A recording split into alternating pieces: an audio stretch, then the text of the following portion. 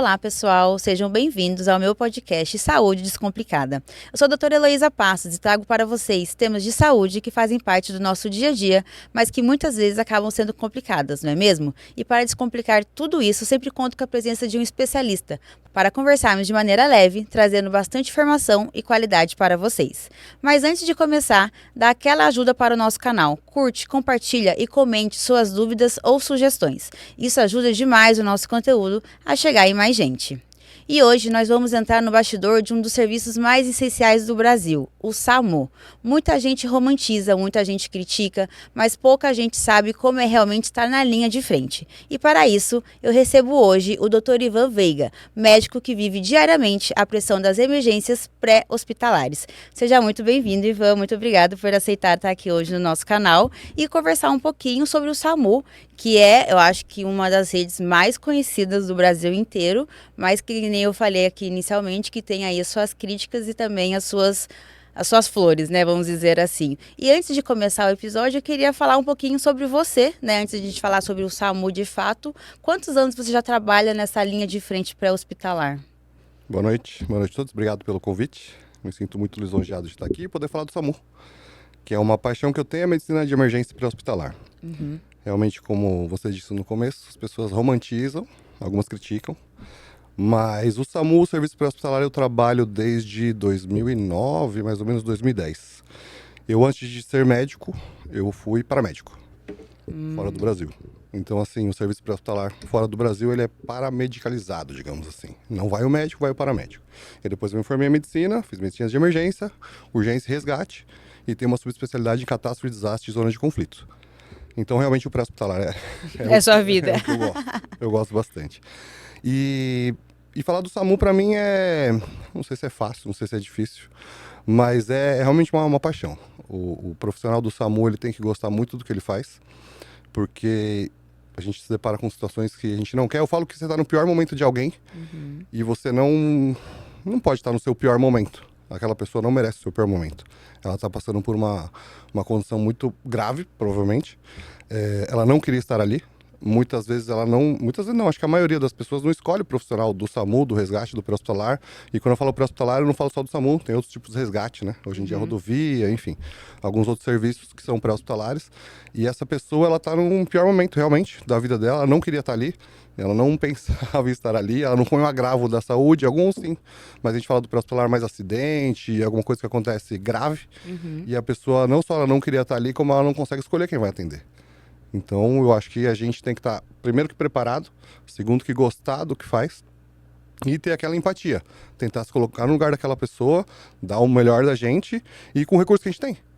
A grande diferença do pré-hospitalar, eu acho, primeiro, que a gente não tem um lugar fixo. Pode ser na casa de uma pessoa, pode ser na rua, pode ser um chefe meu, um grande amigo, coordenador do SAMU por um tempo, ele falou que o serviço do SAMU é um dos serviços mais especializados que a gente tem. Porque a gente vai atender tudo, desde o início da vida até o final da vida, no meio da vida, no agravo daquela condição. E é o que eu falei, na rua, no teto, no telhado, até dentro do hospital a gente já fez atendimento. Sim. E precisamos fazer porque aquele hospital não tinha uma capacidade para resolver aquele tipo de emergência. Então, realmente, para ser um profissional do SAMU, acho que tem que gostar mesmo, tem que se capacitar e realmente não está no livro. Não está no livro porque um acidente numa esquina, mesma esquina, é um outro dia, aí é uma moto. Aí outro dia é um caminhão, aí outro dia é um pedestre. Então, realmente não tem aquela regrinha que a gente gostaria de ter para fazer, mas aí vai da experiência, da prática e do que você viveu. Né? Alguns profissionais vão viver um pouco mais, um pouco menos, um pouco diferente, um pouco mais grave, um pouco menos grave. Mas eu acho que essa é a diferença que a gente tem. Com certeza, a experiência, né, que você está aí frisando é o que vai tornar o médico do SAMU. É lógico que quando a gente fala de medicina, na área da saúde, todo mundo se forma básico, né, vamos dizer assim. Eu que sou da parte da intensiva, que também trabalho um pouco na emergência, a gente aprende diariamente, porque nenhum paciente é igual você falou, nenhuma situação sua é igual. E você falou que você foi paramédico, então antes de ser médico do SAMU. Isso. E eu sei que você já deixou bem frisada essa paixão, mas tem um porquê dessa paixão, uma adrenalina, ou foi realmente a vida te levou a esse caminho? Olha só, meu pai era médico e eu sempre gostei da medicina, vivia com meu pai no dia a dia. Meu pai enfim, fazia mais clínica, fez uma parte cirúrgica, enfim. E eu sempre ficava fascinado quando passava uma unidade de resgate, uma unidade de ambulância, enfim. Eu sempre gostei muito. Acho que até por estar no meio da medicina e por querer a parte da emergência. Porque, é como eu digo, aquele momento, a gente não decide nada, tá? Mas a gente pode realmente fazer a diferença. Com certeza. Tá? Então eu acho que essa parte da medicina de você fazer a diferença, eu acho que todos os médicos fazem a diferença na vida de alguém, com certeza. E aí cada um escolhe. Na terapia intensiva, na ortopedia, enfim, cada um escolhe o que vai gostar mais. Mas aquele momento crítico, de pensar rápido, de estar sob pressão, de querer fazer e de realmente, às vezes, a gente usar, como diz na gíria aí, amarrar com um arame e fazer funcionar, entendeu? É o que o médico da emergência e resgate faz. É com o que a gente tem recurso. Ah, pede para vir o carrinho... Não tem um carrinho de parada ali na hora. Pede pra enfermeira, pede pro colega descer, pede pro anestesista vir ajudar. A gente não tem, muitas vezes a gente usa populares, né? Sim, com certeza. Pessoal, ajuda aqui a levantar, ajuda a subir, ajuda a colocar na prancha, fecha o trânsito. Às vezes não chegou. Chegamos nós. Sim. E não temos CT ainda, não temos a polícia e o trânsito tá lá, passando, é risco pra gente, risco pro paciente, risco para outras pessoas. Então a gente tem que... É meio que um MacGyver. A gente tem que pegar o que tem ali e tentar fazer. Esse desafio eu gosto. Eu gosto do desafio. Tanto é que eu trabalho, obviamente, no SAMU e trabalho em emergências de hospitais. E é o desafio. É chegar e você não sabe o que vai chegar. E eu sei que você falou aqui que a gente aprende muito no nosso dia a dia, né? Mas a gente também sabe que existem protocolos, que nem você falou, né? Da proteção do ambiente, é uma das primeiras coisas que a gente aprende, né? Em ambiente pré-hospitalar, que antes de tudo a gente tem que proteger o ambiente. E o que você acha que não pode faltar num médico ou em alguém que pensa em ir para essa área do SAMU de formação, assim, de aprendizado? É como a gente falou, tem a formação médica, ou da parte médica, de enfermeiros, etc. A parte prática, doutrina, digamos assim. Mas, como eu disse, você precisa saber um pouquinho de tudo. Por exemplo, é um incêndio. Eu não sou bombeiro, mas a gente aprende com o tempo. Ó, essa zona aqui você não entra, espera o bombeiro. Assim, se tem uma fumaça. Então, assim, os cursos que a gente faz dentro da emergência, a CLS, a TLS, PAUS, PHTLS, esses são importantíssimos. São muito importantes. Tem alguns outros cursos de não tanto renome, que a gente consegue fazer e adapta a nossa realidade. Porque todos os cursos que eu falei, eles são importados. Então a gente consegue trazer para o Brasil, trazer para a nossa realidade, e provavelmente a realidade de São Paulo é diferente da realidade do interior. Sim, com certeza. Então eu acho que os nossos protocolos de cada SAMU, porque o SAMU, acho que você sabe, obviamente você sabe, que ele é nacional, mas ele é municipalizado. Então, por exemplo, a cidade X tem um determinado de população, tem mais população rural, por exemplo. Então, lá na população rural, eu tenho que saber alguns acidentes diferentes do da cidade, acidente ofídico. Eu ia falar isso agora, Tem muito mais lá do que aqui, mas eu tenho que saber manejar aqui também, entendeu? Mas, obviamente, eu vou ter muito mais contato lá. Sim. Então, assim, os protocolos que a gente usa e a equipe que você trabalha. Quando você trabalha numa equipe fechada, digamos assim, você já sabe a função do condutor, por exemplo. Posso falar do Clayton, que a gente teve num podcast. E aí acontece, o condutor, por exemplo, ele vai preservar a nossa segurança. Tanto levar a gente até a ocorrência, segurar a cena. Se, por exemplo, um colega meu, condutor, que fala, Ivan, não entra, ou espera, você pode ter certeza que não vai entrar. A gente fala que temos 5 regrinhas no pré-hospitalar. Aí parece um pouco egoísta, mas é uma realidade. Primeiro eu, segundo eu, terceiro eu, quarto a minha equipe e quinto a minha unidade. Sem isso a gente não faz nada. Não adianta, o herói morto não salva a vida. Não adianta eu querer entrar no meio do incêndio e eu ser mais um. Eu ser mais um queimado, eu ser mais um asfixiado. Então eu vou ter que chamar outra equipe para atender a equipe que foi atender e atender o outro que vai precisar. Aí vira uma catástrofe, né? Vira uma catástrofe. Então, assim, eu acho que isso é importantíssimo. Sabemos os nossos limites. Às vezes a gente passa um pouquinho, a gente extrapola um pouquinho. Mas, saber os nossos limites, os protocolos são importantíssimos, mas o protocolo sozinho também não faz nada. O protocolo, ele precisa, primeiro, estar conectado. Segundo, todos saberem o mesmo protocolo, porque naquele momento a gente não tem muita conversa. Ah, faz isso, aquilo. Não, ó, pessoal, que a gente vai fazer o protocolo de TC grave.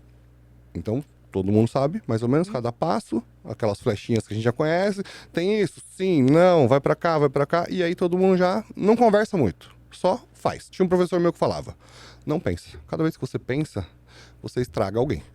A gente fala até do Gold Hour, né, que é a hora de ouro, que salva vidas, né? Eu sei que no pré-hospitalar também tem Os 10 minutos de platina. os 10 minutos de platina, É. que são os minutos que podem mudar ali o desfecho daquele paciente. Total. Então, é muito importante, e até falando sobre equipe, quando a gente trabalha dentro de uma unidade fechada, que seja o SAMU, uma terapia intensiva, uma emergência, geralmente a gente sempre faz o mesmo plantão, né? Então, a gente conhece a nossa equipe e isso é essencial para o trabalho fluir, porque a gente ganha confiança, que nem você falou. Se ele fala não, eu não vou, porque eu confio nele e ele sabe do meu trabalho também, e isso que vai modificar muitas vezes o prognóstico do paciente. E como é que é a sua rotina de SAMU hoje em dia? Ela é puxada em relação a plantão?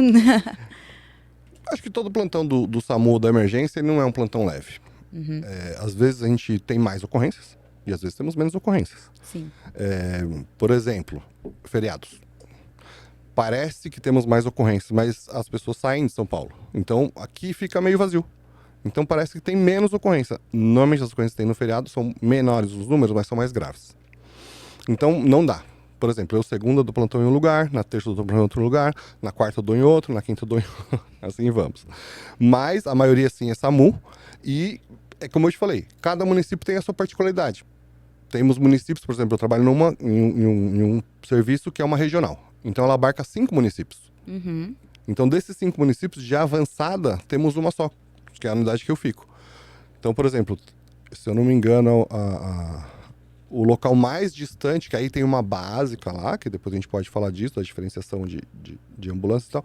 Tem uma básica, mas ela acho que se eu não me engano, são 30, 35 quilômetros. Entendeu? Pra gente poder chegar. Então você imagina que uma ocorrência, que eu fui para 35 quilômetros, fiz o que eu tinha que fazer lá, e volto esses 35 quilômetros, é uma ocorrência gravíssima, pode ser muito grave, mas o deslocamento é muito, muito grande. Então o estresse até você chegar lá, o estresse para você voltar, até para você trazer esse paciente em segurança, tem 35 minutos de estrada, entendeu?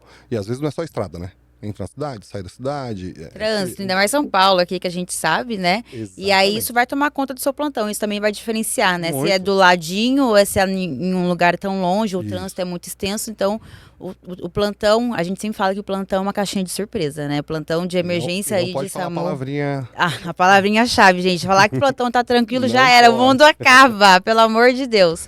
E você falando aí em relação a plantão, são quantas horas de plantão? Você tem um limite seu, pessoal, né? Ou você realmente trabalha então, conforme a demanda que o seu chefe te pede? Na verdade, eu faço 12 horas e o máximo que eu faço são 24 contínuos. Certo. Se eu não me engano, existe uma regra que não pode passar de 36 contínuos, que é bastante. Sim. Mas eu, 24. E aí eu faço 12, 12, 12, por exemplo, e eu faço 24. Mas não é uma regra, não é minha nem nada, mas sim, eles colocam um limite porque realmente é bastante estressante e de repente o profissional ele tá realmente fatigado. Não só ele, como a equipe inteira, né? Com certeza. Se pegar muita ocorrência é difícil. E isso realmente vai impactar também na vida do paciente, Total. né? E por isso que o CREMESP coloca isso como regra, né? Que tem que ter um número de horas estabelecidas, porque a gente sabe que às vezes a gente extrapola, né? Em alguns casos, inclusive nas nossas horas de trabalho. Quantas vezes a gente já vê médico que sai de um plantão, vai para outro? Muito. Isso é um desgaste mental muito grande, ainda mais para quem trabalha com coisas complexas, né? Que minutos salvam a vida do paciente. E falando sobre dentro da sua área de trabalho, né? Que eu já vi que você tem anos de carreira, eu acho que você já viu muita coisa. E você até falou sobre os improvisos, que a gente sabe, quem trabalha no SUS sabe muito bem disso também, né? A gente sabe que o SUS é uma...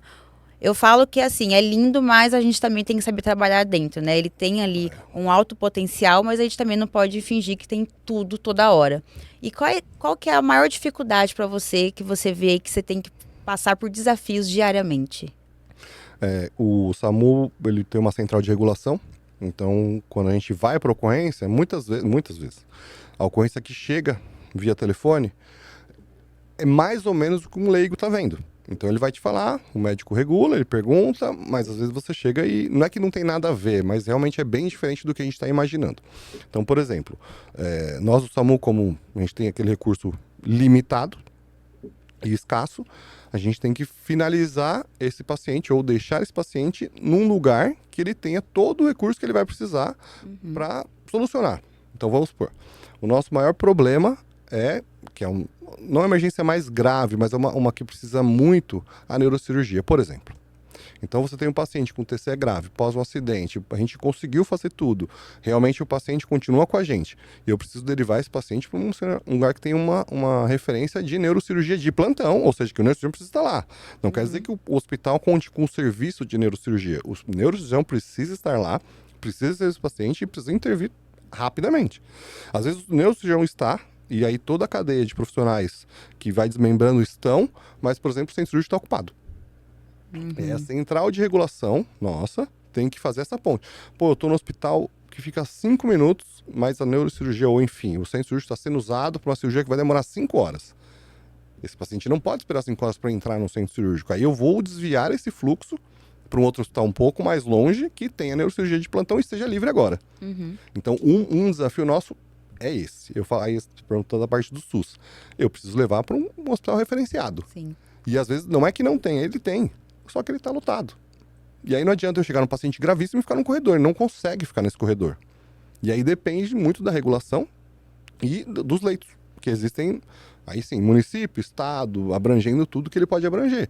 E aí você fala, bom, esse hospital eu tenho a 1 hora daqui. Não dá para eu não consigo chegar em 1 hora. Então aí você faz tipo um pit stop. Então eu vou parar aqui, vou estabilizar melhor e depois você remove ele com... Até eu vi o seu podcast, uma entrevista que você deu do SUS. Sim. Realmente é isso. Aí você estanca. Aí você parou ali. Esse paciente tinha muita oportunidade, muita chance de ser resolvido naquele momento, mas eu não tenho onde mandar. E isso vai mudar o desfecho do paciente. Total, entendeu? Uma trepanação, uma descompressão craniana rápida, mudou totalmente. E você falou essa dificuldade, eu trabalho num hospital hoje em dia que é de referência, então a gente recebe muito CROSS, né, que é a regulação aqui de São Paulo. E o CROSS vem às vezes vaga zero. Eu vou usar você usou a neurocirurgia, que eu acho que é bem complexo, até porque tem que ter o neurocirurgião, tem que ter o centro cirúrgico, tem que ter a vaga de UTI. Então, é um paciente muito complexo pra gente levar para qualquer canto, assim, né? E vou falar de uma dor torácica, que eu acho que é mais típica a gente vê. E muitas vezes os pacientes chegam via CROSS ali para ir para hemodinâmica e fica realmente no corredor. E aí a gente fala assim, a gente vai fazer o que com esse paciente aqui? A gente não tem nem monitor para colocar ele. E teoricamente um paciente que está infartando, né? Porque como você falou, na ficha está escrito isso, então a gente tem que acreditar na ficha. Então, se ele está infartando, eu preciso dele monitorizado, eu preciso dele para hemodinâmica, eu preciso saber o que eu vou fazer. E isso muda até no manejo do SAMU, porque se você chega no paciente com dor torácica, você pode até me corrigir se eu estiver errado, mas você vai ver se ele vai conseguir chegar numa hemodinâmica. Se não, aí você vai tomar outra conduta ali no momento, como uma trombólise, se for necessário. O SAMU que eu trabalho, um deles não tem. A gente não tem trombolite, por quê? Porque temos hemodinâmica 24 horas no município. Então, o médico do SAMU vai, diagnostica, a gente consegue fazer um eletro de 12 na viatura. Se é suprado, a gente abre o protocolo de dor torácica com supra e a hemodinâmica está me esperando. Por isso que nem tem trombolítico, porque eu tenho que estar lá em 60 minutos. Sim. Que é o tempo janela bem legal. Em outros serviços que eu trabalho, não tenho trombolítico. E também não tenho referência de CAT. A única referência de CAT que eu tenho é São Paulo e o outro está aberto, mas se eu não me engano, aí eu não vou saber porque é da parte interna do hospital, mas ela não fica 24 horas disponível. CAT de emergência. Depois fica de resgate ou entra na rotina. Sim. E aí é o que a gente já sabe. Se tivesse entrado no CAT agora, com o supra, entende? Sim. Aí já foge da gente. Aí você regula, fala, ó, paciente aqui, dor torácica típica, com supra, já fiz o primeiro, a esclopidograma, enfim, mas aí eu travei no CAT. Aí às vezes o cara vai, ele fica estável hemodinamicamente, mantém dor, ele consegue ficar numa emergência, dando um tridio, enfim, o que a gente pode fazer. Sintomáticos ali, tentando amenizar o processo. Até entra com uma parede de baixo peso, enfim, Sim. Provavelmente vai entrar, mas ele não foi pro CAT. E aí a gente sabe da porcentagem do desfecho e do prognóstico. Porque tá morrendo o coração, né? A gente pensa assim, o paciente tá infartando. Tempo é músculo, né? O coração, exatamente, gente. Tempo é músculo, a gente aprende na faculdade, só explicando pro público que realmente o tempo ali do infarto é essencial na hora de fazer um tratamento definitivo, que a gente chama. Então, o paciente, às vezes, ele fez o trombolítico, mas não é o tratamento definitivo. E ele precisa de um CAT de resgate, às vezes não foi efetivo de verdade. Isso. Então, esse impacto é o que vai mudar o prognóstico. E nós, médicos que estamos na linha de frente, às vezes a gente fica sem fazer mais, não ter mais assim, a gente fica com as mãos atadas, né? A gente faz tudo que a gente pode, mas agora realmente vai depender do hospital de referência, do sistema, né? Aí fica a depender do sistema. A gente fica um pouco amarradinho com o sistema, realmente. Se o mundo fosse... Se o mundo real fosse igual o SUS é no papel, Sim, estamos perfeitos. exatamente. Mas, não, às vezes não, mas obviamente que o SUS é excelente. Excelente, gente. Não, né? Eu, pelo menos, não posso falar do SUS. No papel ele funciona e realmente o recurso existe. Sim. Ele só no funil que ele trava, porque é muita gente. É muita demanda, né? É muita O demanda. público, às vezes, eles têm noção disso, mas às vezes é lógico, que nem você falou, tá num momento fragilizado e ele não quer saber da demanda. Ele quer saber da resolver da vida dele, da vida do Isso. doente querido.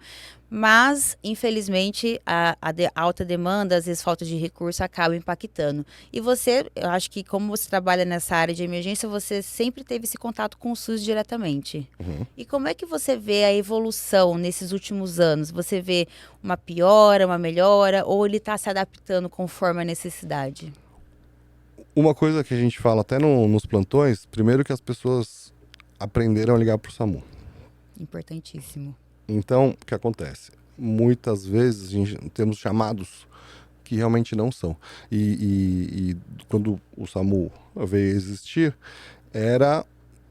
a ideia do SAMU era ter um médico 24 horas para atender um telefone e dar indicações. E não, as pessoas pensam, eu ligo pro SAMU e a ambulância tem que vir. Não. Realmente você passa por uma regulação médica, o regulador, o médico mesmo, 24 horas está lá. Eu tô com muita dor de barriga. Senhor, não é um caso para ambulância ir buscar o senhor. O senhor tem algum remédio aí? O senhor é alérgico a alguma coisa? Eu tenho um Buscopan. O senhor pode tomar o Buscopan? Já tomou? Já. Então o senhor vai tomar um Buscopan. Vai dar meia hora, uma hora para ele fazer efeito. Se melhora, continua. Se não, liga de novo e eu indico para o senhor ir buscar um pronto atendimento.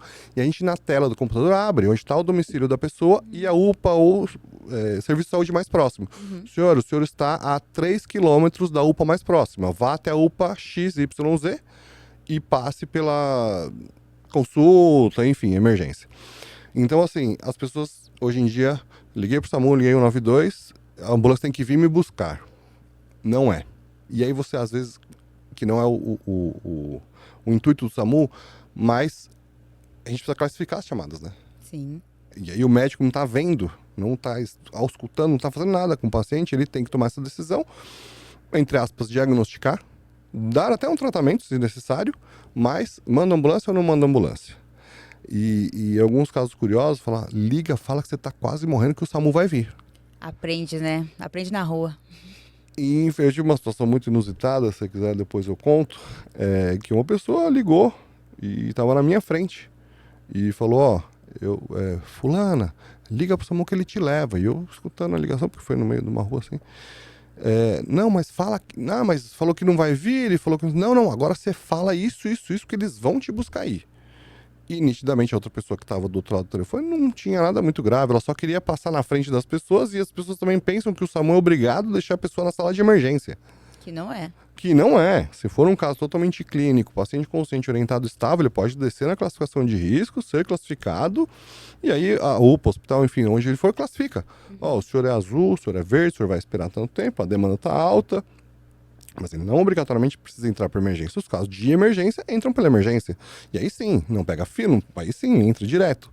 Mas as pessoas, infelizmente, aprenderam a chamar o SAMU, e aí isso faz o quê? Aumenta a demanda. E quem está precisando realmente, essa ambulância está, infelizmente, às vezes, levando alguém que não tinha necessidade de ir de ambulância, entendeu? Mas, como já foi, enfim, essa é uma das limitações que o SAMU às vezes tem, e realmente é uma competência do SAMU, obviamente, mas a gente esbarra um pouquinho nisso. E eu estava até comentando esses dias com o meu chefe sobre isso, porque a gente atende muito cross, né? E sempre chega muito vaga zero. Isso não acontece só com o paciente que liga, né? Às vezes na ficha do cross eles colocam, né, alguma dorzinha a mais, não teve critério de reperfusão. Floreada, né? E aí quando chega, o paciente está estável e fica no corredor, que nem a gente deu um exemplo. E é muito difícil, eu acho que entra tanto um paciente leigo, né? O leigo ali, quando ele não tem essa expertise de inventar, às vezes ele realmente fica desesperado, ele não sabe muito bem o que está acontecendo, e aí ele repassa isso para o médico e também fica uma dificuldade para o médico via telefone, dê uma decisão. Se ele fala que está com dor torácica, às vezes é uma dor torácica, mas que está mais na parte abdominal, mas ele não está vendo. Então aí ele fica naquele, vou mandar ou não vou, e aí entra assim, aí entra numa pergunta, né, que você já até deu uma introduzida, quais são as indicações de chamar um SAMU? Então vamos lá. O SAMU, como a própria sigla diz, é Serviço de Atendimento Móvel de Urgência. Então, ele está destinado a urgências e emergências pré-hospitalares. Isso seja em qualquer lugar do território nacional, ele será atendido pelo SAMU. Ligou ao 92, cai na central do SAMU mais próxima do seu município. Né? Como eu te falei, eu trabalho em uma regional, então ela vai cair nessa regional. Às vezes, como todos os sistemas, cai a ligação da Bahia aqui. Nossa. Não sei porquê, mas às vezes acho que a linha desencontra. Aí a gente pega e devolve a ligação. Liga no SAMU da Bahia e fala, ó, tem um munícipe de vocês ligando aqui, tô repassando a ligação. Isso tá tudo bem, não tem problema. Então, o que acontece? Uma dor torácica típica, que as pessoas, como acho que foi até uma entrevista que você deu, falou, as pessoas não são muito instruídas para isso. Não. Né? Então, uma dor torácica típica é aquela que dói no meio do peito, irradia, vai para um braço, vem para a mandíbula, vai para as costas, falta de ar. Enfim, essa é uma dor torácica típica. Que aí sim, ligue para o SAMU, e aí sim, em contato com o médico, ele vai te fazer algumas perguntas. A dor é como? Vai para onde? Vem para onde? De 10? A dor mais forte que você já teve na sua vida é 10? Não, é uma dor 10. Obviamente que tem que acender a lâmpadazinha e falar, ó, esse cara aqui pode realmente estar tendo uma síndrome coronária. E aí, obviamente, que a ambulância vai. Ah, não, mas eu tô com dor no peito. Mas o senhor fez alguma coisa? Ah, não, hoje eu carreguei muito peso. Eu caí e bati. Não parece que seja uma dor de origem cardíaca, que é o grave. Sim. O outro não é grave. Você pode ir sozinho para UPA, você pode esperar até amanhã, ir no postinho de saúde, enfim. Então, todos os casos que tem um agravo à saúde agudo, tem que ligar para o SAMU. Acidentes, pode ligar para o SAMU. Realmente, falta de ar súbita, tá? Ah, a pessoa é asmática e está com um pouco de falta de ar. É meio normal dele. Então liga, o médico fala, mas aí você usou a bombinha, você não usou, o que aconteceu? Ah, não, hoje eu sou asmático e fui pintar a minha casa. Então ele provavelmente piorou, né? Então assim, acidentes sim, dores torácicas, podem ligar, desde que... Todos podem ligar, mas desde que a gente consiga diagnosticar ou pelo menos direcionar um pouquinho o atendimento. Tudo que seja acidentes com arma de fogo ou arma branca, isso aí todos podem ligar. Qualquer ferida ensanguinante, ou seja, que sangre muito, muito, muito, muito. Pô, não é uma facada, não é um tiro, não é nada, mas ela caiu aquelas travessas, uma vez a gente foi numa travessa, era um pirex que caiu e realmente quase chegou a artéria. São acidentes básicos que a gente acha que não é nada, mas que pode... Realmente é uma lesão ensanguinante e precisa ir o SAMU mesmo, que a gente precisa cobrir isso aí. Outro dia a gente foi numa fístula de um paciente renal, a fístula abriu. Nossa, caos. Caos. E ali vai mesmo, né? Então, assim, obviamente, queimados. A maioria dos queimados que seja de tórax e parte superior, essa aí tem que ligar para o SAMU. Queimou a perna. Independente, tá? Se foi com água, líquido ou diretamente fogo, chama. Essa daí pode ligar, a gente pode indicar e pode ser que não precise de atendimento móvel naquele momento. Mas todas as lesões por calor de tórax para a parte superior, que envolva via aérea superiores, pescoço, essa obrigatoriamente tem que ligar para o SAMU. Ou que teve contato, não com a chama, mas com o calor, com o vapor, com o fogo, tá? Esse também liga para o SAMU. A gente vai atender. Todos, obviamente, as fraturas. As fraturas obrigatoriamente chamam o SAMU. Por quê? Primeiro que a pessoa não vai conseguir se mexer. Perna, ele não vai conseguir se mexer. É um braço. Muitas vezes chegam no pronto-socorro o paciente já com o braço fraturado, mas ele conseguiu levar e ele conseguiu ir. O grande problema é a mobilização desse membro para que ela não se agrave. Vamos supor que tem uma fratura fechada ainda, mas ela realmente é fratura completa. Mexeu errado, não conseguiu mobilizar, ela pode se tornar uma fratura exposta ou até lesionar uma artéria, nervo, enfim. E aí você vai ter um problema por uma complicação dessa fratura. Essa fratura no começo, ela realmente não era uma emergência. Ela era uma urgência, mas poderia ser manejada de outra forma. A gente prefere que ligue, por quê? Vamos, imobilizamos, levamos, e aí ele já está com menos risco disso se complicar. Então, todas essas situações de, obviamente, engasgo, né? Sim, de falar dos engasgos, né? Até mudou esses dias agora como que faz o desengasgo, né? Exatamente. Engasgo, os engasgos são mais comuns em crianças e idosos, nos dois extremos da vida, mas tivemos pacientes já de 20, 40, 50 anos engasgados. Todos os casos que sejam de origem neurológica. Ah, o meu avô começou a ficar com a boca torta, perdeu o movimento do braço e está falando coisas desconexas. ligue para o SAMU, até pela nossa janela. Sim. Né? Por exemplo, uma falta de ar súbita. Paciente um pós-operatório, um acamado, a gente pode pensar num tromboembolismo pulmonar, uma coisa bem grave, liga para o SAMU. Ah, não, já tem falta de ar, como eu explicava antes, pode conversar, e já toma medicamento, muitos pacientes de DPOC têm oxigênio em casa, vão se agravar em algum momento, mas consegue ser manejado, consegue esperar um pouquinho. E alguma que eu esqueci, basicamente, quedas.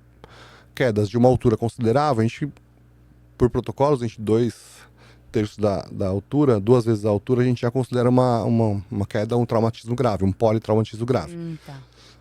Só que isso é muito difícil, porque eu acho que tinha 2 metros, eu acho que tinha 3 metros. Uma vez falaram, quase de 2 metros, cheguei lá, eram 6. Nossa. Porque a pessoa que chamou, ela não sabe, ela não tem noção. Então, assim, toda queda de altura pode ligar para o SAMU. Por quê? A gente vai e vê. É uma queda de mais de 5 metros, 6 metros, etc. Todas essas vão à unidade. Não, resumindo, pode até me corrigir, riscos de vida, né? É o que Total. você quis dizer, assim, porque são sinais de alarme, né? Que às Isso. vezes que a gente tem que explicar pro leigo. Mas são riscos de. Quando você listou, eu olhei tudo que é risco de vida naquele paciente, então liga pro SAMU. E eu acho que essa falta de educação acaba realmente aumentando a demanda, lógico, e isso vai influenciar na sobrecarga de vocês. Né? De quando eu vejo muito paciente acamado, vozinho, que mora com a vozinha, que não tem quem leva, e aí liga pro SAMU, e às vezes é uma infecção urinária. Acontece demais, né? E aí o que a gente falou, às vezes a própria pessoa não sabe como é que o serviço funciona. Existe um serviço nos municípios, se eu não me engano são todos os municípios do Brasil, que tem um SADS, algum serviço do Melhor em Casa, enfim. Que esse paciente ele é visitado por uma unidade básica de saúde, vão os agentes de saúde, vai médico, vai enfermeiro, colhe exame, faz tudo bonitinho e programa. Aí quando esse paciente tem um agravo, por exemplo, acamado, usa uma sonda nasointeral, enfim, e ele se agravou, essa pessoa pode ir no posto de saúde naquele dia, solicitar, e aí existe o serviço de ambulância branca, que a gente chama, que é o serviço de remoção e transporte. Então esse paciente não precisa de um atendimento urgente, ele precisa sim ser levado, porque obviamente ele é acamado, mas aí a diferença das ambulâncias.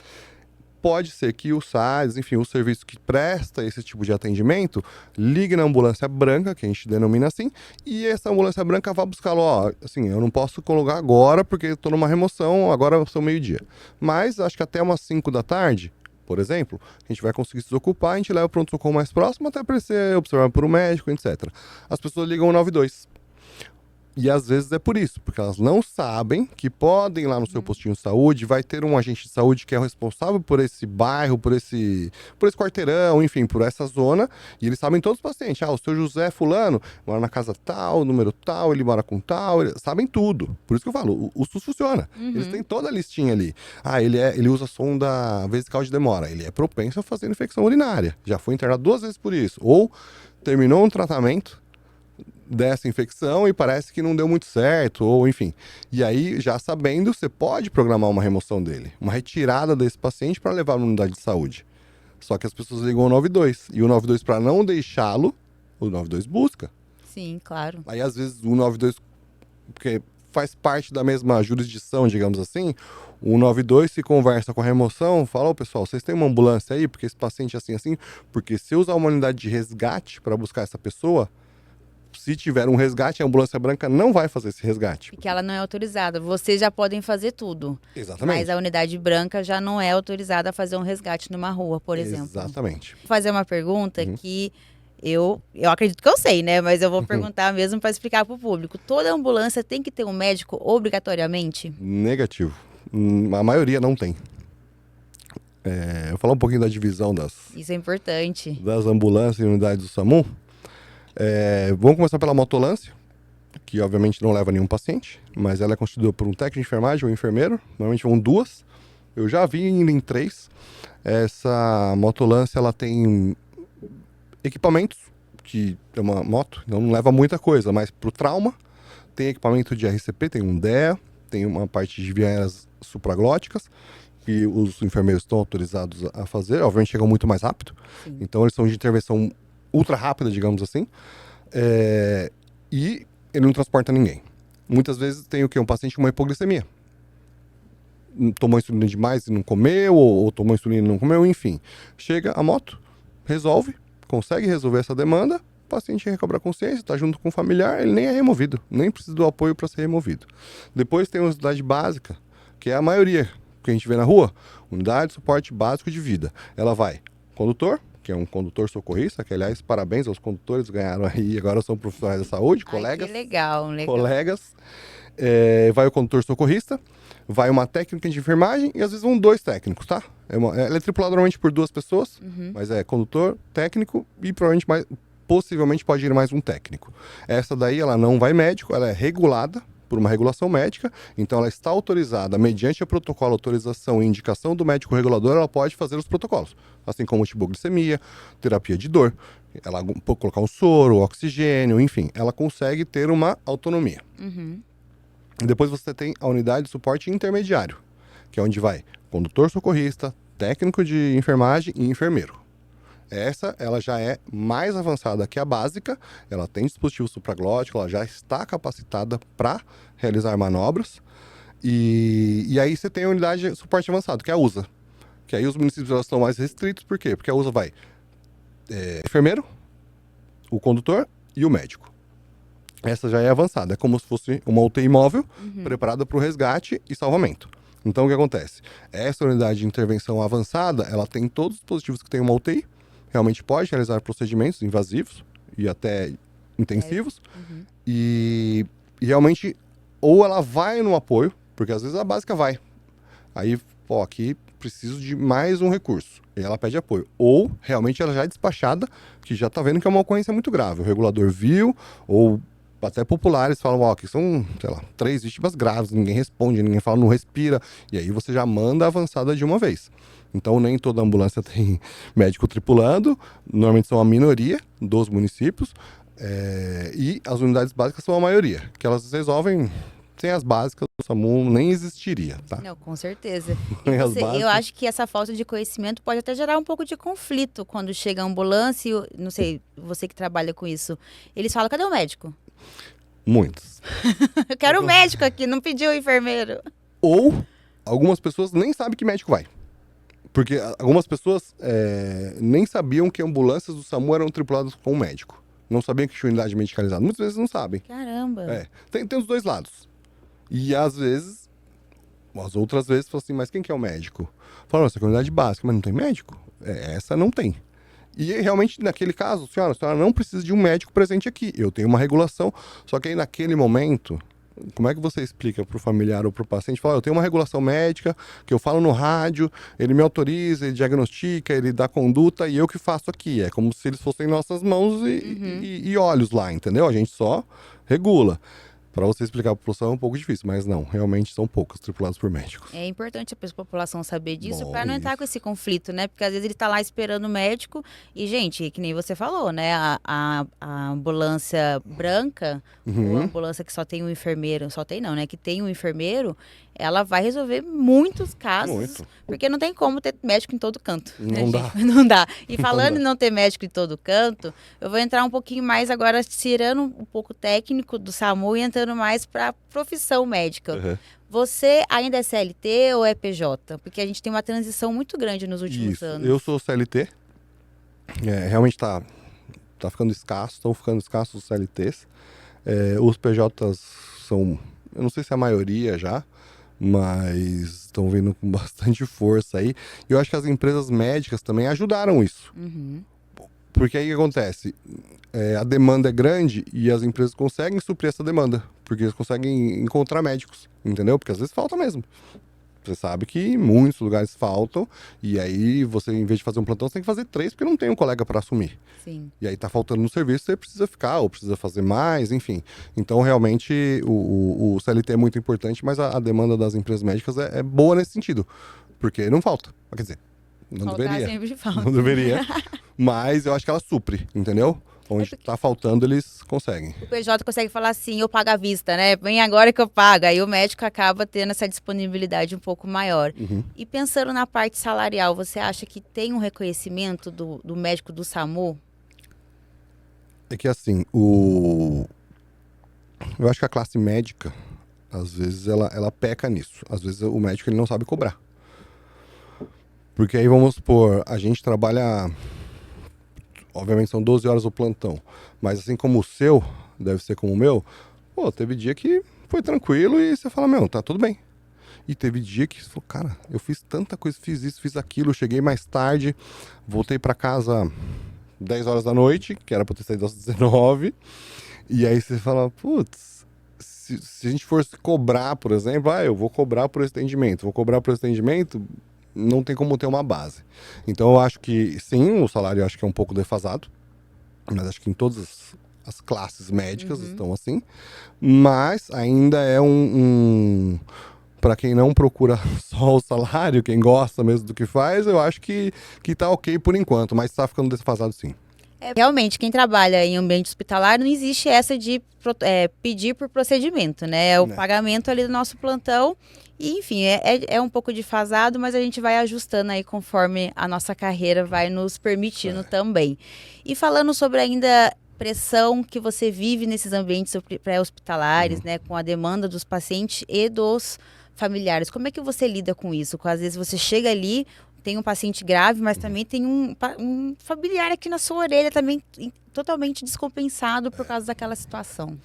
Eu acho que, como eu te falei, a gente atende todos os lugares.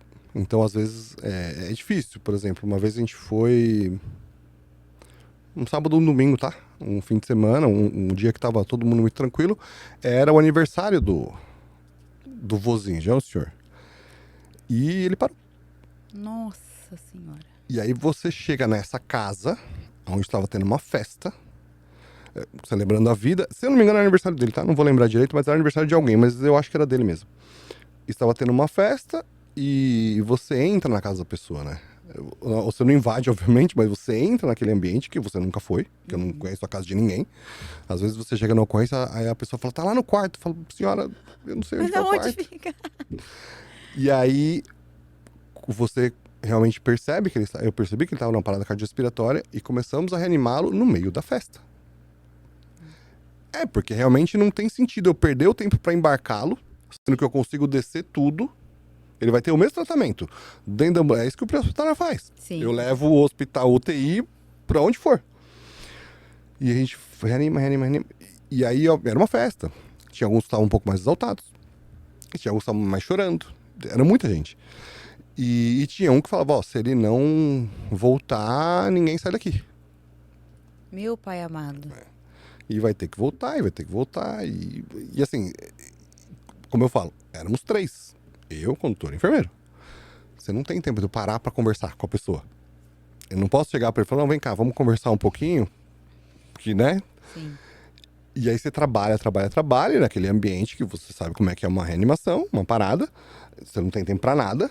E drogas tanto tempo, e faz isso, e choca, não choca, e ambusa, e o oxigênio pega mais, entendeu?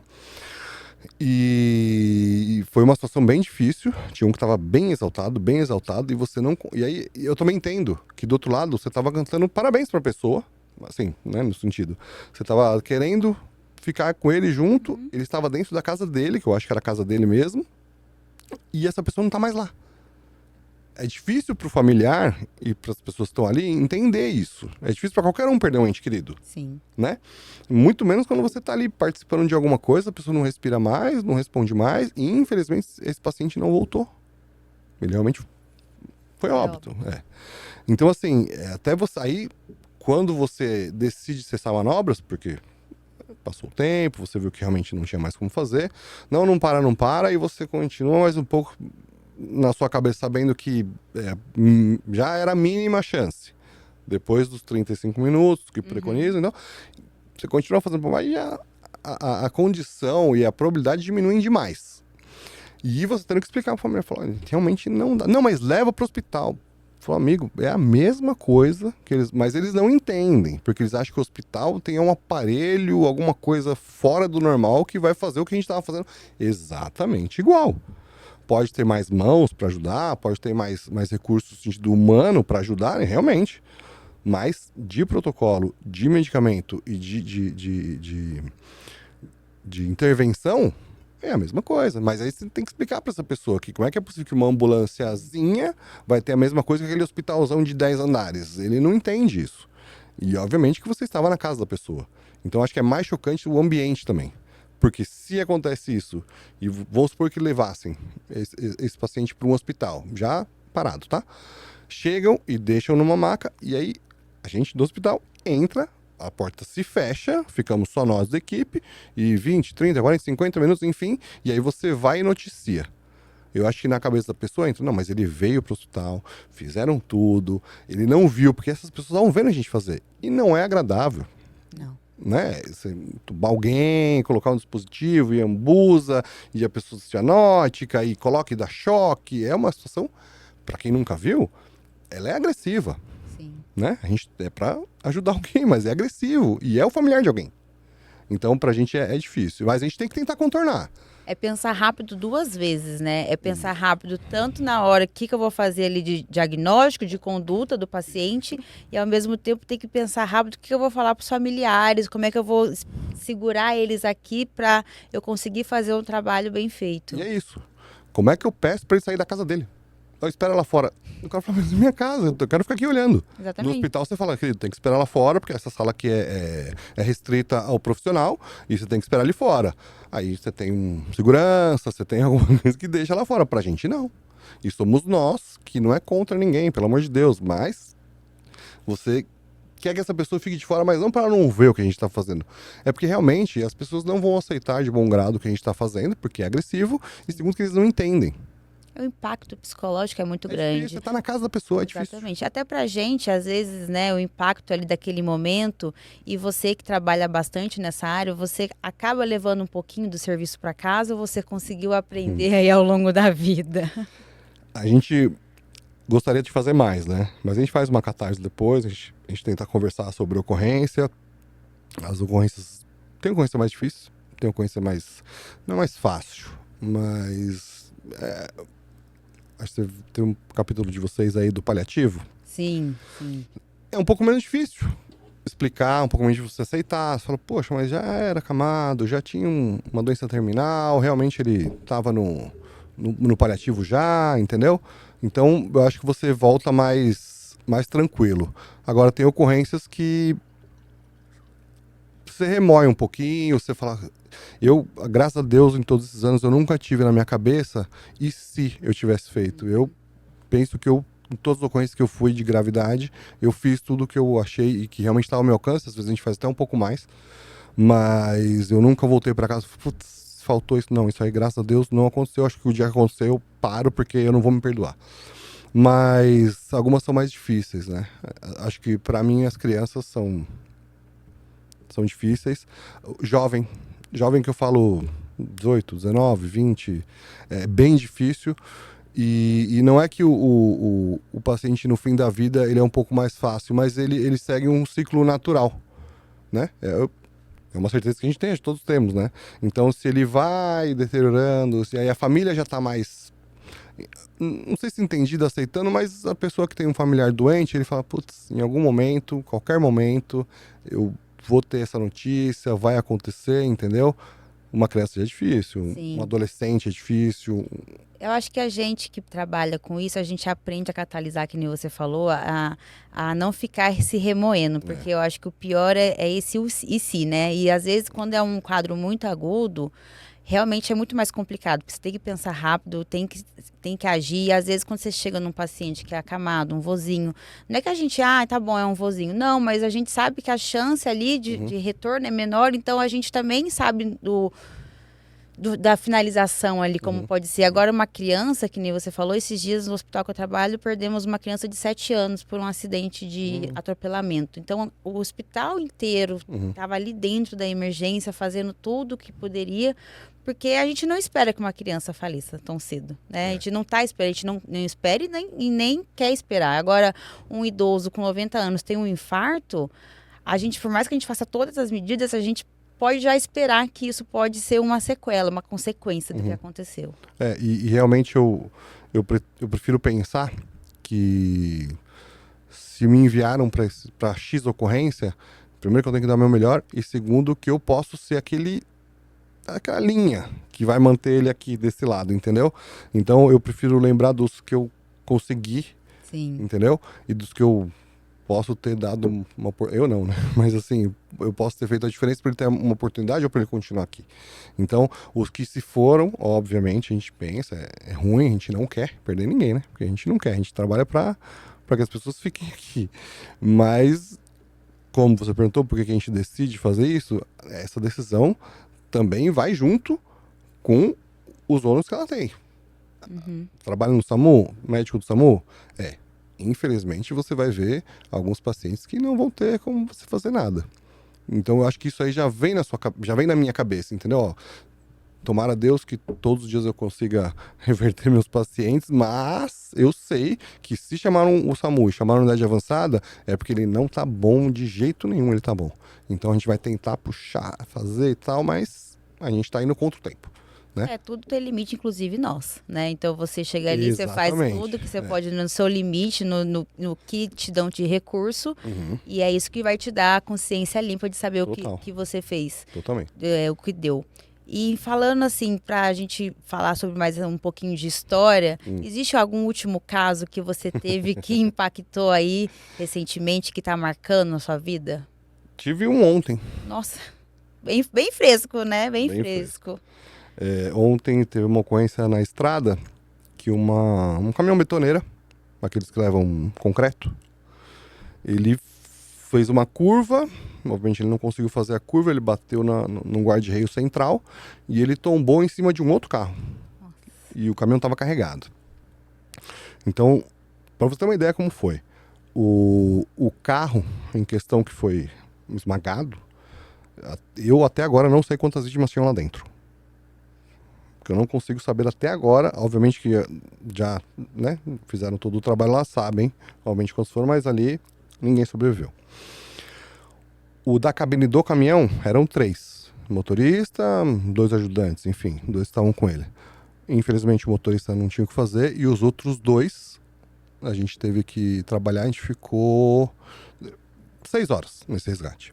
Caramba. 6 horas, a gente teve que chamar trator e uma retroescavadeira para levantar o caminhão, porque o braço estava lá preso, o outro, infelizmente, a gente teve que tirar de um jeito meio complicado, porque realmente o caminhão ele virou uma bolinha de papel. Até agora a gente não consegue entender como esses 2 estavam, naquele momento que a gente chegou, ainda conversando com a gente. Os dois. Ninguém explica, né? Nem a medicina explica. Realmente, um deles que ele ficou num espaço que acho que nem se você tivesse desenhado uma caixa para ele não ia caber, porque ele ficou num espaço que só cabia ele. Em cima era o caminhão, motor de caminhão, embaixo era o teto do caminhão e a parte da betoneira que ficou torcida, ele ficou num casulo, era ele. E ele falava com a gente, pelo amor de Deus, me tira daqui, e o braço preso, e a perna presa, e me tira daqui, me tira daqui, me tira daqui. Ele ficou conversando com a gente todo o tempo, depois, enfim, acabou deteriorando, porque estava grave, obviamente, mas a gente conseguiu tirar, a gente manteve vivo os 2, e a gente conseguiu levar para o hospital esses 2 aí. Mas acidente gravíssimo. E eu acho que é uma profissão linda, assim, linda que eu falo. É lógico que é uma catástrofe que você está me contando. Mas de ver as possibilidades, né? De você chegar numa catástrofe dessa, que, né, que você falou, que muitos, infelizmente, não conseguiram se salvar. Mas ainda ter a chance de ter 2 ali para conseguir fazer o resgate, conseguir levar até o hospital com vida e aí tentar que ele tenha aí o melhor desfecho possível. Então acaba realmente sendo uma profissão difícil, mas ao mesmo tempo uma profissão que enche os olhos de orgulho, igual você falou aqui inicialmente, né, que é uma paixão sua. E toda vez que a gente está conversando aqui, eu vejo que realmente é uma coisa que pega o seu coração. Eu gosto. Tá ali no ambiente pré-hospitalar, independente desse desafio que é com o paciente, com o familiar, com às vezes com falta de estrutura, mas você tá ali por amor e é por isso que eu tenho certeza que você dorme com a consciência sempre limpa. Isso, graças a Deus, eu consigo dormir. E outra coisa, a gente fala do pré-hospitalar, a gente falando de SAMU, obviamente, mas, por exemplo, nessa ocorrência de ontem, que marcou, obviamente, eram 2 vidas que realmente tinham viabilidade, porque as outras, infelizmente, realmente não tinha o que fazer. E aí, eu vou tentar lembrar quantos éramos, tá? Porque aí envolve bombeiro, envolve polícia, envolve Defesa Civil. Então eu acho que mobilizados ali, de bombeiros eram uns 8. Nossa. Unidade avançada, éramos 2 avançadas que estávamos lá. Helicóptero Águia. Ambulância avançada. A pessoal do Defesa Civil. E aí você vê o esforço que todos nós, tá? Isso aí é bombeiro, polícia, Defesa Civil, todo mundo que estava lá com a gente, e traz um trator que veio de um lugar que tinha lá que é um material de construção, não era nosso trator. Aí depois veio uma retroescavadeira que era da prefeitura de não sei aonde. E aí vem não sei o que, e aí levanta, aí um outro conseguiu, aí o cara da Defesa Civil desceu para pegar um martelete que quebra concreto, porque o negócio era de concreto, e o bombeiro lá, e todo mundo fazendo um esforço por realmente essas 2 vidas que precisavam muito da gente, mas aí você vê, éramos mais de 20, 30 que estávamos ali para tentar tirar esses 2 e a gente ia ficar o tempo que fosse necessário até a gente tirar esses 2 com vida. Que nem eu falei, os que a gente não conseguiu é porque realmente a gente chegou, já não tinha o que fazer. Mas a gente ia ficar, aí garoou, ficou de noite, uma estradinha bem escura, a gente ia ficar lá até tirar esses 2. Eu falo da gente, nós, polícia, bombeiro, defesa civil, todos que estávamos aí envolvidos no pré-hospitalar, que isso é o lindo do pré-hospitalar. Todo mundo que trabalha no pré-hospitalar vai se ajudar. Acho que até tinha gente que não estava na ocorrência, mas deve trabalhar com isso, ou era um enfermeiro, um médico estava voltando, enfim, falou, eu tô aqui se precisar de mim, entendeu? Sim. Então isso aí do pré-hospitalar, eu tenho muito orgulho disso, porque a gente para mesmo para ajudar. E são pessoas que nem você, e é todo mundo que estava ali envolvido, que realmente deixa o SAMU tão bonito e tão importante no nosso país. Obrigado. E aqui eu tenho um quadro que a gente chama de mitos e verdades, né? Que é um bate-bola, mas pra gente reforçar tudo que a gente falou e ver se ficou alguma coisa faltando. Pode ser? Claro. Então bora lá. O SAMU só atende casos graves? Não. Ele atende alguns casos que não são tão graves, mas que precisam da remoção do paciente e do atendimento médico para aquela pessoa que realmente não tem o acesso à unidade de saúde como ela deveria. Mas não são só graves, não. Se eu ligar e não for emergência, posso ser multado? Existe uma lei que protege, mas o intuito do SAMU não é multar e nem ir atrás de alguém. A gente quer realmente educar as pessoas e para que o serviço seja quanto mais efetivo possível. Quanto mais situações só de emergência ou de gravidade a gente atender, as ambulâncias vão ficar mais empenhadas nas emergências. Não vai demorar para quem precisa. Mas pode sim, mas não é nosso intuito, não. O SAMU é obrigado a levar o paciente para o hospital que ele escolher? Que o paciente escolher? Sim. Não. Como eu falei, tem uma regulação médica. Quem decide para onde o paciente vai é o regulador médico. Às vezes, nem o médico da cena decide, tá? É o médico que está na regulação, ele vai saber. Como eu falei, a unidade especializada que o paciente precisa, o melhor desfecho para o paciente e a distância que está da ambulância até o hospital. Então, não. O paciente ele não escolhe aonde que ele pode ir. Eu vou até fazer uma pergunta que não está aqui, que me remeteu. E se o paciente tiver plano de saúde? O que acontece? Existem alguns convênios, não falo de convênio de saúde, convênio de municípios. O que acontece? Como a gente falou, o SUS está cheio. Sim. Então, poxa, se o paciente tem um plano de saúde e o hospital dele atende emergência e tem capacidade para entrar ambulância, tudo, a gente leva para o convênio. Mas aí vai depender do pacto e da condição feita do município com esse plano de saúde / hospital. Então, o convênio X atende no hospital Y e tem entrada para o SAMU. Então, lá na regulação médica é avisado, o paciente que tem o convênio X e atende no hospital Y pode levar da rua direto para lá. Se temos dúvidas, eu acho que eu tenho convênio X, eu acho que eu tenho Y, eu não sei se eu paguei, aí a gente fala, não, então vamos pela ordem do SAMU. É hospital público, hospital, UPA, o que for, mas é da nossa rede. Perfeito. O médico do SAMU faz o mesmo trabalho que um médico do hospital? Acabou de falar, né, gente? Fazemos também. A gente faz uma coisa diferente, que é exatamente o que ele faz no hospital, mas a gente faz na rua, no telhado, dentro de um carro, na rodovia. A gente faz, sim, mas a gente faz um pouco diferente. Às vezes até um pouco mais, né? Porque você tem que se virar nos 30 ali, meu filho, que nem o médico do hospital vai conseguir. A ambulância sempre chega rápido. Se atrasar, é erro da equipe. Não, a ambulância, aí como eu falei, existem as prioridades. Existe o que a gente delimita, como você sabe, a classificação. Exatamente como no hospital tem azul, verde, amarelo e vermelho. A vermelha, realmente a ambulância tem que estar preconizada em 8 minutos na cena. Aí vai depender geograficamente de onde estamos, do tipo de despacho que vai ter, o tipo de ocorrência. Então, a preconização é 8 minutos na cena. 8 minutos desde que você me ligou até a gente chegar são 8 minutos. Certo. Tá?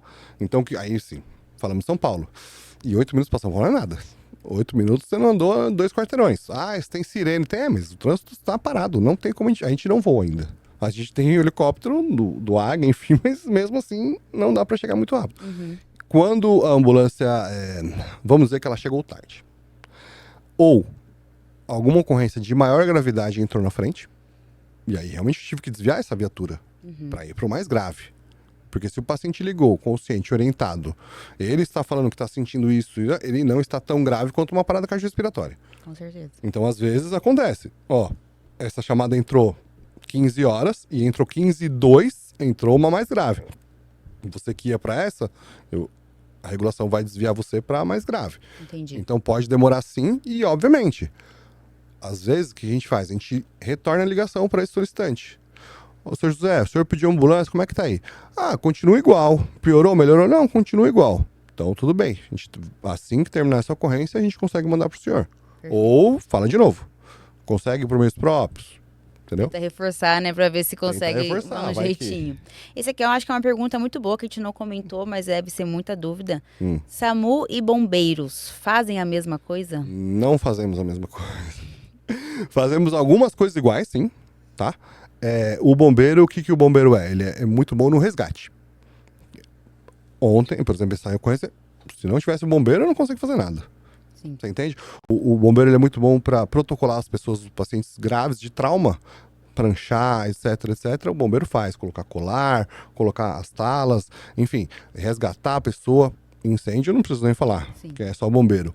E alguns salvamentos, por exemplo, às vezes ele precisa chegar no paciente com corda ou descer, enfim, isso aí o SAMU não faz, ou a gente faz junto com eles, sem eles a gente não faz. Então a parte clínica, por exemplo, que é dor no peito, falta de ar, etc, o bombeiro nem vai. Ou se vai, que ele, obviamente, se é sonoro 93, provavelmente ele vai responder a ocorrência, e ele vai fazer o quê? Ele vai regular, porque ele também tem uma regulação, tá? E ele vai regular e provavelmente vai mandar para o pronto-socorro mais próximo com brevidade. Mas a mesma coisa que o SAMU faz, não é diferente. Isso é importante, né? Porque às vezes a pessoa acha acidente, por exemplo, tanto faz você ligar para o bombeiro ou para o SAMU. O acidente com vítima e acidente com carro, enfim, o bombeiro vai por quê? Porque além de tudo ele tem ferramentas. Sim. Então é muito importante o bombeiro na cena também. Perfeito. Toda ambulância tem médico? A gente respondeu, né? Não, nem toda. A gente viu? Já falei que isso era uma pergunta de mito que as pessoas acham, né? Não, nem todas. Aliás, a minoria tem. O SAMU só entra na casa quando tem risco de morte? Aí você tá querendo falar se não tem ninguém na casa e a gente precisa entrar. Sim. É assim, a gente não tem o poder de polícia. Mas, por exemplo, a gente consegue ver por uma janela que o paciente está agonizando lá dentro e eu consigo ver essa fresta da janela para entrar. É totalmente correto fazer isso? Não. Mas a gente vai pro quê? Pela lei, não é do bom samaritano, mas, poxa, se eu não entrar e eu até chegar a polícia, porque às vezes também não estão disponíveis pra gente, né? Não estão disponíveis pra gente. Então, até por chegar, etc., eu vejo que o paciente está respirando muito mal. E que se eu fizer uma intervenção ali rápido, melhorar esse quadro, provavelmente ele melhore muito. Colocar um oxigênio, enfim, não sei. E aí você fala, putz, se eu pular aqui, se eu fizer, eu faço. Não é preconização do SAMU. A gente não pode invadir um domicílio. Não somos polícia, tá? Aí a gente pede apoio. Não conseguimos ver, ninguém atendeu, aí acontece. A central vai ligar de novo pro solicitante. Você tá na casa, você consegue abrir? Senão, não tem como. Aí você liga pra polícia. Aí você vai ter que fazer alguma coisa, entendeu? Mas a gente não invade a casa de ninguém.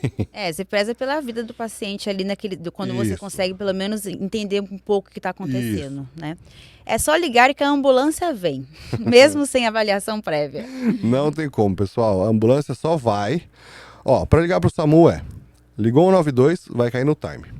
O time é quem atende a primeira ligação. Ele vai pegar seus dados e, pessoal, é importante. Quando o SAMU pede nome, endereço e número de telefone, é porque se a ligação cair, a gente tem como voltar com você. Às vezes você liga, a gente tem aquele identificador, tá? Mas às vezes o cara, eu não sei como coloca desconhecido para não aparecer e não aparece. Às vezes quando vem de transferência, às vezes a pessoa liga no 9, você aperta o celular, qualquer celular. Se você colocar o 9 e apertar para ligar, vai cair na emergência. Normalmente ele cai o 90. E aí o 90 passa pra gente essa ligação, só que ela não vem com o número da pessoa. E pessoal, se não tem o endereço, não tem onde a gente não vai, a gente não consegue chegar. Então assim, o que a gente precisa? Primeiro, nome da pessoa. Ah, não quero me identificar, também não tem problema. Mas eu preciso de um telefone de contato, para eu não perder você. E terceiro, obviamente, onde você está. Rua X, número tal e tal, porque senão a ambulância não chega. A gente não tem o endereço de todo mundo guardado. E, obviamente, o que o paciente está sentindo, o que vocês viram, tá? Então a pessoa tem que falar, eu vi a pessoa sendo atropelada. Legal. Em qual rua? Esquina tal com esquina tal. E aí a gente vai, entendeu? Mas aí vai passar por uma regulação médica. E, pessoal, também é importante. Quando o médico fala com vocês, acatem o que ele fala. Por quê? Muitas vezes a pessoa liga do outro lado da rua. E ele acha que a pessoa está caída ou não respira, enfim. Então o médico vai falar para vocês, por favor, vai lá perto, mexe um pouquinho, vê se está respirando, aproxima seu ouvido do nariz da pessoa, vê se ela tem movimento respiratório. Ah, mas eu não sou médico, eu não sou enfermeiro, eu não sou nada. Essas coisas básicas você consegue fazer com a indicação do médico. E isso muda muito, e aí delimita. Pô, ele não respira, então é uma unidade avançada que já vai para resolver tudo.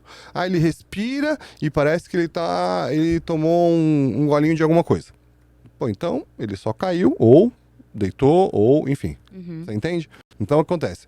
É importante que quando você liga, vai falar com o TARM, que é quem recebe a chamada, depois vai passar para o regulador médico decide que é ambulância, e aí passa para o despacho, que é quem manda o rádio para a ambulância para ir até onde você está.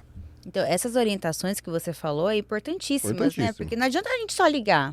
Quando a gente liga para o SAMU, quando a gente pede um resgate, a gente já é o primeiro atendimento. Às vezes ele vai falar... Já é um atendimento. É o atendimento, né? Protege a área, como é que tá a pessoa. Abre a porta de casa, acende a luz, prende o cachorro.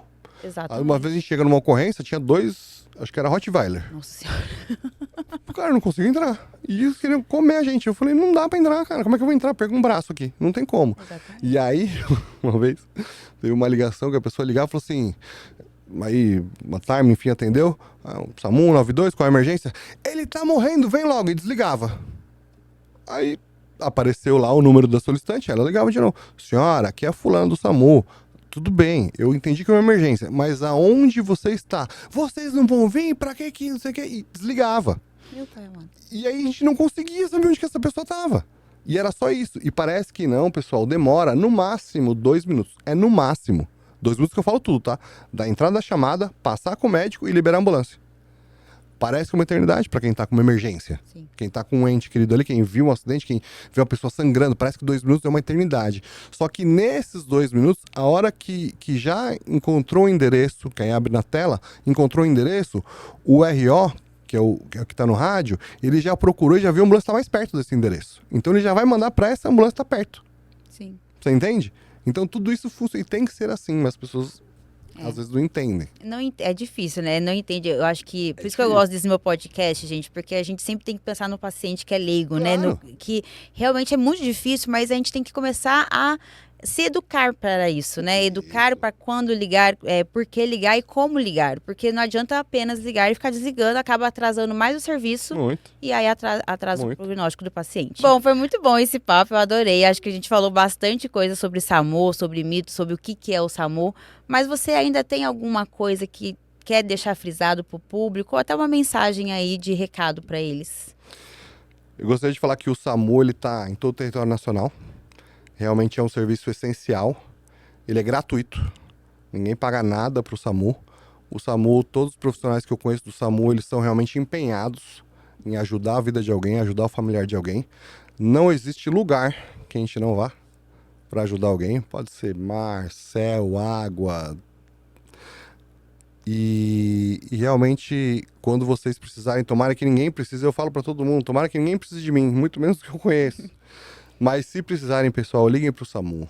Deem as informações que a gente pede. A gente não pergunta nada à toa. É tudo programado, é um treino. A gente está treinado para fazer isso. Se vocês precisarem do SAMU, pode contar com o SAMU 192. Liguem e a gente vai com o maior prazer atender cada um dos munícipes que a gente atende. E outra coisa, pessoal, eu queria deixar aqui e agradecer. Claro, fica à vontade. Antes de qualquer coisa, eu não vou conseguir lembrar o nome de todo mundo, tá bom? Então eu não vou falar o nome de ninguém. Mas eu quero agradecer todos os condutores que trabalham comigo, todos os enfermeiros que trabalham comigo, todos os médicos reguladores que trabalham comigo, polícia, bombeiro, todas as equipes que atuam no pré-hospitalar são importantíssimos, tá? O SAMU não trabalha sozinho, a gente não consegue trabalhar sozinho. O pessoal do trânsito, queria agradecer todo mundo, todos os profissionais que estão com a gente mesmo, ombro a ombro, do lado, eles são totalmente importantes. Não é só o médico não vai sozinho, tá? O médico precisa do condutor, precisa do enfermeiro, precisa da rede de apoio, precisa de todos que trabalham com a gente para o serviço ser realmente efetivo e bom para a população. A área da saúde é uma equipe, né? Sem equipe, a gente não faz nada. O médico nada faz sozinho sem a nossa equipe, em qualquer ambiente, principalmente nesse pré-hospitalar. E para agradecer aqui nosso podcast, a gente tem um mimo para os nossos convidados, tá? Deixa eu Muito ver. obrigada por ter vindo aqui, ter tirado um tempinho do plantão para vir aqui e fazer todo esse manejo, essa informação de qualidade. E, gente, o SAMU é um serviço essencial, mas também é feito de pessoas com cansaço, limites e muita coragem. Espero que esse episódio ajude a vocês a enxergar o outro lado da linha e valorizar quem está na rua salvando vida todos os dias. E esse foi mais um episódio do Saúde Descomplicada. Se você gostou, compartilhe nas redes, deixe seu comentário e siga nosso canal para não perder os próximos episódios.